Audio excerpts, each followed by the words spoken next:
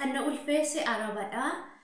Otuman beekun ulfaa'ee hanan dhufee biyya Arabaa kanan dhufe immoo ji'a torba'a. Ulfaa'ani amma garaatti baachaa jiru garuu ulfa ji'a jahaati. Ani waanan jiru gaaffii guddaa ani kana ni qabu. Ulfa kana baadhee gaafan gara biyya koo galuu mucaan kuni kan eenyu jedhamti? Kan Abashaa jedhamti moo kan Arabaa jedhamtee waabamti? Gaaffii gosa kana bichaa naa deebisa. Ani silayyuu ulfaa'eetiin jira. Jetti jechuudha. Nagaan siniif haa ta'u. Hordoftootaa fi jaallatamtoota kabajamtoota maamiloota kiyya guyyaadhaa gara guyyaatti jechuudha. Wantoota haaraa isinii qaqqabadheen dhufa jechuudha. Namallee kofashiisu garuu jechuudha. Namni tokko gaafa biyyaa ba'u dhugaa dubbachuuf kana qollofameetu nu faana ba'a ta'ee as gaheetu biloonii isaatu hiikkata ta'ee ani hin beeku. Bilooniitu hiikkata natti fakkaata. Lemaanniyyuu bilooniitu hiikkata. Gaafa bilooniin hiikkate ijji keenya waa hundarra buuti jechuudha. Ijji keenya waa hundarra buuti, qalbiin keenya ni jijjiiramti, waa hedduu taana jechuudha. Egaa akkuma suuraa asirraa tambineelii asirraa agartan jechuudha. Obboleettiin kuni ani akkuma nama tokko hojjetadhee jijjiiramuudhaaf gara biyya Arabaa imalee garummoo muudannoon anaan mudate kuni waan addaati. Haa ta'uyyuu malee ana dhufe biyya Arabaa ji'a torbaa. Ulfa ani garaatti baadhee jirummoo ji'a jahadha. Kanaafiyyuu waanan godhu nan dhabee, iddoon geessus nan dhabee, dahee gatuudhaafis nama rarte mucaan kiyya. Isaanitti himuudhaafis waanan godhu dhabee. Mee isin maal naan jettu? Akkasumas immoo mucaa kana yoon ani fuudheetiin gara biyyaa galee mucaan kun kan eenyu jedhamti? Baay'een keessan koomentii jalatti naa deebisa. An Abashaa jedhamti moo an Arabaa jedhamti jedhame dhalli namaa jaallattus jibbitus abbaatti waamamti jechuudha. Abbaa waamama naan. Haadharrayyuu abbaan waamama. Gahee haadhummaa naa baatuyyuu malee abbaan waamama jechuudha. Animmoo wanti na dhibe tokko asirratti jechuudha. Erga hojjetan na jennee manaa baane gaafa manaa baane sana diqaalaa namaa saqqarannee manaa baanu moo maaliif biyyaa baane? Qoy biyyatti kanuma nama waan abame biyya keessatti waan nama ulfeessu yaani waan garaatti nama baachisu dhabani moo akkasumatti bakka deemanii mayyoo sana qaratan abbuma fe'ette sana qaratu. Qoy ani kan jedhu dhugaa waaqaan sanii jira. Wanti nama gaddisiisu tokko shamarran keenya gaafa bifa namaa ilaaltanii jechuudha. Maallaqa namaa ilaaltanii, bifa namaa ilaaltanii, waan har'aaf dura keessan jiru ilaaltanii bilillicii har'aa jechuudha. Waan ofii keessan hojjetattanii fiduu dandeessan, waan ofii keessan bilillicii kana ofii keeyyuu gootuu ni dandeessa jechuudha. Bilillicii namaa ilaalte, bifa namaa ilaalte, akkasumas immoo waan har'a si gammachiisu ilaalte jechuudha. Akkamittiin dhiira abbaa argite faana ciista? Maal kan luka kee ol bantu kan abbaa argite faana? Silaa hojjedha jettee maatii biraa baate, maatiin kee kaan sangaa sitti gurguree, kaan lafa sitti gurguree, kaan mana meeqa dhaqee sitti liqeeffate, waan qabu casaccasee intalli koo boruu nama taate namatti na dabalti yookiin qotiyyoo kana isheenuu dachaa bituu dandeessi. Lafa kana deebistee ofiiyyuu bituu ni dandeessi. Liqii kana dachaa goote baafteetu anaanuu deebiftee na gargaaruu dandeessi jedheeti. Haadha keenyas haa ta'u abbaa keenya, obboleessa keenyas haa ta'u fira keenya gaafa biyyaa baanu nagaatti jedhee nu gaggeessa jechuudha. Imimmaansa haxaawwachaa nu gaggeessa jechuudha. Garuu yeroo as geenyummaaf yaadni keenya jijjiirama. Yaadicha nuti kaayyicha nuti achitti qabannee manaa baane suni maaf hamma dhumaatti nu faanaan adeemu? Maaf gowwoomfamna? Maaliif dhiirri biyyaa nu goyoomsa? Dhiirri biyya Arabaa nu goyoomsa? Mee maal taanee goyoomna nuti? Nama miti. Hin barannu namoota warra kan keessattuu jechuudha. Dhugaa Waaqayyo lammii Itoophiyaatu kan aleegatu lammii Itoophiyaa, kan dhiira faana baalagatu lammii Itoophiyaa. Dhugaa Waaqayyo lammii kaan tokko dhagartan. Kan badu mana xalabaa irraa kan badu Itoophiyaa. Kan dhiira wajjin qabamu Itoophiyaa. Kan ulfaa'ee jedhee miidiyaa irratti bahee ba'u Itoophiyaa. Kuni maali ame? Dhugaa Waaqaa nama qaaneffachiisa. Iddoo amma iddoo hundumaatti boquun keenya gadi ji'aa jira jechuudha. Nu saalfachiisaa jira. haa ta'u okay. Maaliif warra mana ba'ee nama kaayyoo qabu nama hojjetate maatii isaa gargaaru fira isaa gargaaru biyya gargaaru warra kana maaliif maqaa gootu walumatti naanna'ee shamarran biyya arabaa jedhama jechuudha.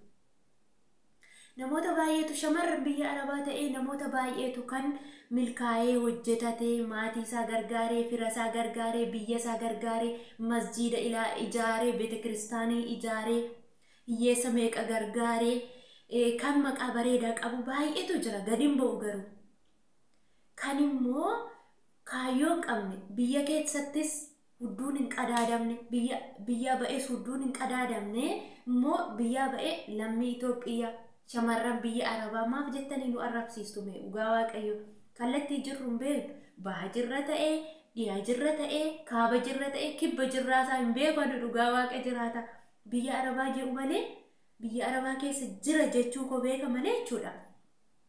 Kallattiin amma jiru kan hin beeku manuma kana bichaa beeka biiftuun eessarraan akka baatullee hin beeku jechuudha.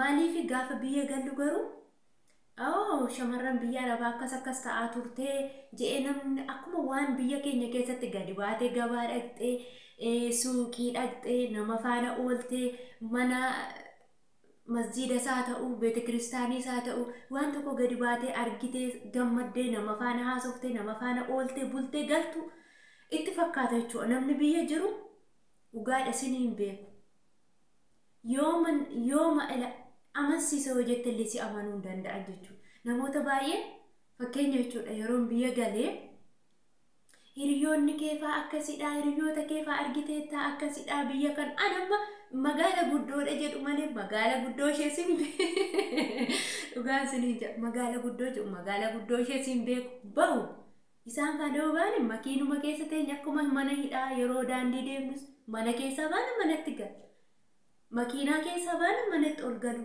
mana keessaa baane makiinaa keessatti ol galu waa tokko beeku naman agartu naman dubbistu dhugaa obboleettiin tokko maal jette beektu ani biyya kana erga dhufee Saudi Arabiyaa kana keessatti wanti na aarsu tokko madaamee kiyyatti na aarsa manaa nan baaftu hiriyoota koo bira nan geessitu hiriyoonni kun ufanii nan arganii ani bakka mana keessatti mana hidhaati moo maal jedhama kuni gadi na baasi jedheen kadhadhee dadhabee jette dhugaa waaqa jiraata sagalee karaa messenjerinaa keessa jechuudha.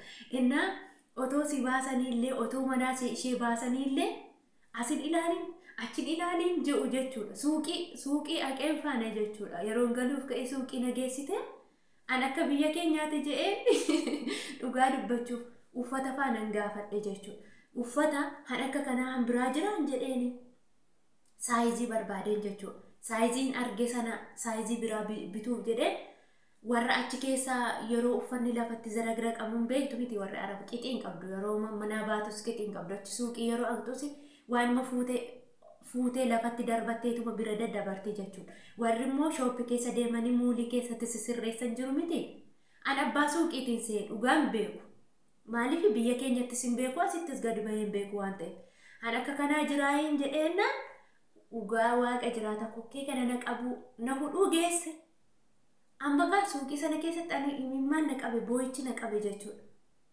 Ani waan je'ee tokkoon qabu kan akka kanaa jiraan je'e malee amma joo shifeerii isaanii makiinaa keessa jira saree mataabota lixxe na goote saree yoo taabota lixxe bakka kabajaan qabdu miti kunis badasii je'e miti dhugaa waaqayyoo siniin jedha bakka akkasuma na rifachiiste maaliif ta'u manatti hafeera ta'e manuma na baasuun isheetu manatti hafee harka koo duwwaan galeera ta'e jedhe nan aare bakka nan boo'e dhugaa waaqa innaa ani maalan godhe nan gaafadhe malee maalumatti gaafatte irra deemtee ofii kee ilaallatte filatta malee maalumatti gaafatte indii faana dubbatte kuni indiidha kuni maaloodha bageetaa bayyasuusse dhugaa waaqayyoo na rifachiiste jechuudha boo'icha na qabe bakka ofan abaare guyyaa sana kaasee Yoshen tibin hadiqaanaan jette hadiqaa deemta kananaan jette amma kana faana bahee dhiigni kiyya sukkaarri ibbana galuu wanna nattama hafuu sanaa wayyaa fanuma hin ba'u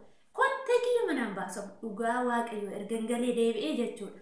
Yoo biyya abbaa namichaa dhaqne makiinaarraa baana manuma isaanii keessa galla achirraa baanee ufnee manuma kanatti gallarraa nafee mana namaa immoo iddoo sarraata nyaan jiranuu nan geessitu jechuudha dhugaa waaqayyoo innaa akkastaane gaafa biyya gallu jechuudha walitti nu madaalanii walitti nu baxabbaxanii tokko dhuftee Araba wajjiniin tokko dhuftee Bengaali wajjiniin tokko dhuftee Masri wajjiniin tokko dhuftee lammii Itoophiyaa wajjiniin akkas bereberanii maaloo ulfi garaatti naafe narratti gatee badee na ulfeesse akkas na godhe halawaa naa bite xutmaajaa naa bite paantii naa bite kana na godhe jedhanii himatu. Gaafa biyya galle walumatti maqaa dhahamna nuto maan agarre jaamaa dubbii lixe dhugaa waaqamu maan qabnu maan agarrenna maal jettu amma kana dhugaa kana waaqayyo maal jedhu ani dhugaa nan qaara homaan beeknu barnuti jaamaadha dhugaa akkuma jaamaati Kiristoos ijuma keenyatti ilaala malee akkuma jaamaa wayiinatti fakkaata yeroo yaa walumatti maqaa taane qa maal jennare maal jettu mee beekomatti jalatti dhugaa na mucaa hani Itoophiyaa jennamu hani jaraa jenname dhugaa hani eenyu jedhama dhugaa Kiristoos TikTok irratti akka jettee himachaa jirti jechuudha boleettiin kun mucaan kun gaafa biyya galee dhalate ana Arabaa jedhama moo Habashaa jedhama komentii jalatti na barreessaa jette ka me barreessaa fi dhugaa anillee yaaduma ishee sana isinii qooduufa dhufe yaada qabdan isinillee qeeqa qabdan warreen akka kana muudannoo akka kanaa qabdanillee dhugaa waaqa komentii jala barreessaa me akkasuma waanuma jijjiiruuf sinbiraa nan geessisa fedha waaqaa yoo ta'e jechuudha isin immoo na jajjabeessuu hin dagatiina isin jaalladha hunduma keessanii